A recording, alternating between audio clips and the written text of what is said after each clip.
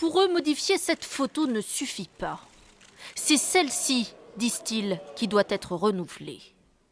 Une dissolution de l'Assemblée nationale, c'est ce que demandent notamment les dirigeants du FN. On est dans une crise politique quand même profonde, une crise de défiance vis-à-vis du Premier ministre et du Président de la République.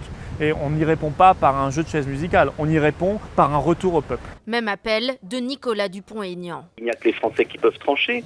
On ne voit pas comment ça peut durer 3 ans. Et à l'UMP, Éric Ciotti estime également que la crise politique est désormais trop grave. Un simple remaniement, d'après lui, ne suffira pas. Quand 80%, plus de 80% des Français expriment leur défiance à l'encontre de François Hollande, je suis convaincu que le président de la République devra faire appel au peuple pour essayer de rechercher une légitimité. Car comme Roger Carucci, plusieurs élus de l'opposition le prédisent.